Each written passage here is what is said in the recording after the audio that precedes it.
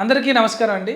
మన Varahi rehabilitation centre మిగతా rehabilitation సెంటర్స్‌తో పోల్చుకుంటే కొద్దిగా తేడాగా ఉంటుందండి.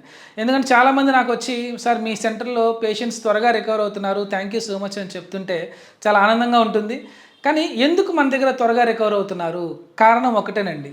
ఈ రీహాబిలిటేషన్ సెంటర్‌ని మేనేజ్ చేసేటువంటి వాళ్ళు క్రిటికల్ కేర్ స్పెషలిస్ట్స్. అంటే మీరు హాస్పిటల్స్‌కెళ్తే అపోలో, యశోద ఇలాంటి మల్టీ స్పెషాలిటీ హాస్పిటల్స్ ఎక్కడికెళ్ళినా కూడా అక్కడ ఒక ఐసీయూ మేనేజ్ చేసేటువంటి intensivist or critical care specialist డాక్టర్లు ఇక్కడ రీహాబిలిటేషన్ సెంటర్లో మీ పేషెంట్ యొక్క కేర్ తీసుకుంటారు. జనరల్‌గా పేషెంట్‌కి ఎప్పుడైనా ఫీవర్ వచ్చిందనుకోండి, ఇన్ఫెక్షన్స్ వస్తూ ఉంటాయి. బయట రీహాబిలిటేషన్ సెంటర్స్‌లో వెంటనే యాంటీబయాటిక్ మార్చడం కానీ, టెస్టులు చేయడం కానీ త్వరగా జరగవు. సో, క్రిటికల్ కేర్‌లో మేము పనిచేసిన అనుభవం చేత అనుకోండి, మాకున్నటువంటి డిగ్రీలు కానీ, మాకున్న నాలెడ్జ్ చేత అనుకోండి, వెంటనే మనం పేషెంట్‌కి బ్లడ్ టెస్టులు చేసి, ఇన్ఫెక్షన్ ఎక్కడుందో కనుక్కొని, యాంటీబయాటిక్స్ త్వరగా మనం పెంచడం వలన, మన రీహాబిలిటేషన్ సెంటర్‌లో ఫాస్ట్‌గా పేషెంట్స్ రికవర్ అవ్వడం జరుగుతుంది. మేము ఒక్కళ్ళమే కాదు, మాతో పాటు మా స్టాఫ్, మా ఫిజియోథెరపీ స్టాఫ్ అనుకోండి, మా డైటీషియన్ స్టాఫ్ అనుకోండి, అలాగే మా నర్సింగ్ స్టాఫ్. మోస్ట్ కామన్‌గా ఏంటంటే డైట్‌ని చాలామంది నెగ్లెక్ట్ చేస్తారండి.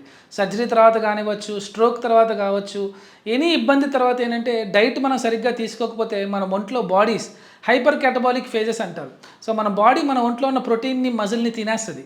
అలాంటి సిచ్యువేషన్స్‌లో రికవరీ చాలా లేట్ అవుతది. కొన్నిసార్లు సర్జరీ తర్వాత అయితే ఇన్ఫెక్షన్స్, ఆ వూండ్స్ కూడా పెద్దగా హీల్ అవ్వవు.